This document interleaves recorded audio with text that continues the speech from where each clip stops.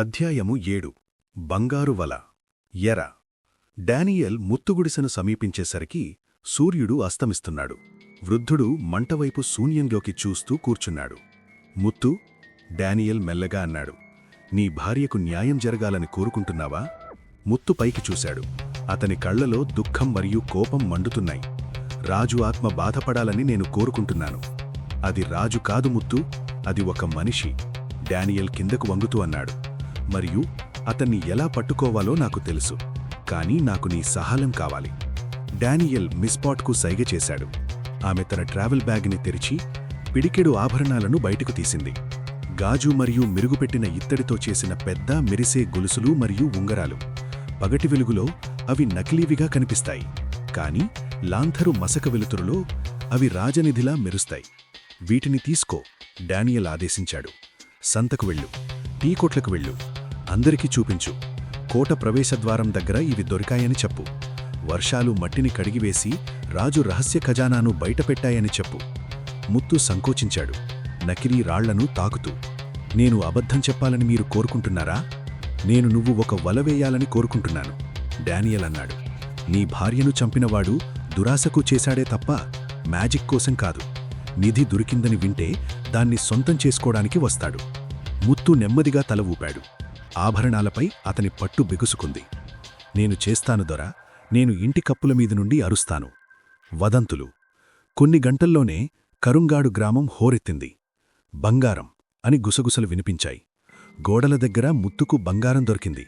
రాజునిధి నిజమే, వర్షం ఖజానాను బయటపెట్టింది. వదంతులు దావానలల్లా వ్యాపించాయి. గ్రామస్తుల నుండి వ్యాపారులకు మరియు అనివార్యంగా నీడలో వింటున్న వారి చెవులకు చేరాయి. గవర్నర్. మరుసటి రోజు ఉదయం డానియల్ గవర్నర్ ఎస్టేట్కు వెళ్లాడు.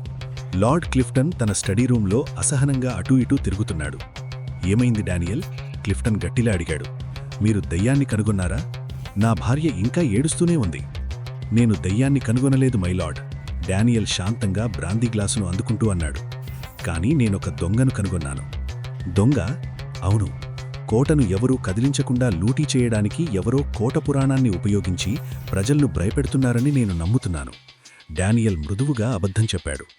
అతను గ్యాస్ సిలిండర్లు, శుభ్రమైన సొరంగం లేదా డాక్టర్ గురించి ఏమీ చెప్పలేదు. పారిశ్రామిక హత్యాయుధం గురించి క్లిఫ్టన్కు తెలిస్తే అతను సైన్యాన్ని పంపుతాడు మరియు నేరస్థుడు తప్పించుకుంటాడు. నేనొక వల వేశాను, డానియల్ కొనసాగించాడు. ప్రధాన నిధి ఖజానా దొరికిందని మేమొక వదంతుని వ్యాపిస్తి చేశాం. ఈ రాత్రి గ్రామస్తులు దానిని తీసుకునే లోపు దొంగ తన దోపిడీ సొమ్మును తరలించడానికి వస్తాడు. మరి నా నుండి మీకు ఏమి కావాలి? క్లిఫ్టన్ అడిగాడు. ఏమీ వద్దు మై లార్డ్, డానియల్ అన్నాడు. మీ సైనికులను దూరంగా ఉంచండి. అతను రాయల్ గార్డును చూస్తే పారిపోతాడు. నేను అతన్ని రెడ్ హ్యాండెడ్గా పట్టుకోవాలి. క్లిఫ్టన్ అనుమానంగా చూశాడు, కానీ తల ఊపాడు. వాడి తల తీసుకురా డానియల్, లేదా సంకెళ్లతో తీసుకురా, ఏదైనా పర్వాలేదు. ఈ రాత్రికి మీ మనిషి మీ దగ్గర ఉంటాడు, డానియల్ మాటిచ్చాడు. కాపు కాయడం. సూర్యుడు అస్తమించగానే డానియల్ గ్రామానికి తిరిగి వచ్చాడు. వాతావరణం ఉద్రిక్తంగా ఉంది. అతను టెంటు దగ్గర మిస్పాట్ మరియు ముత్తును కలిశాడు. వార్త బయటకు వెళ్ళింది. ముత్తు గుసగుసలాడాడు. అందరూ బంగారం గురించే మాట్లాడుతున్నారు.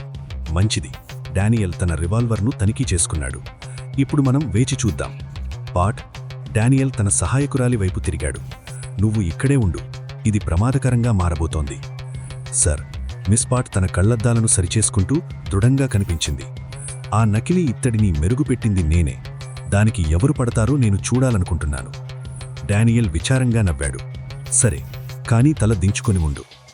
డానియల్ టైర్ గుర్తులను కనుగొన్న రహస్య నదీ ప్రవేశ ద్వారం దగ్గర దట్టమైన పొదల్లో దాక్కుంటూ వారు నిశ్శబ్దంగా కోటవైపు కదిలారు. వారు వేచి ఉన్నారు. 1 గంట, 2 గంటలు. అడవి నిశ్శబ్దంగా ఉంది. అప్పుడు సరిగ్గా అర్ధరాత్రి దూరం నుండి ఒక ఇంజిన్ శబ్దం వినిపించింది.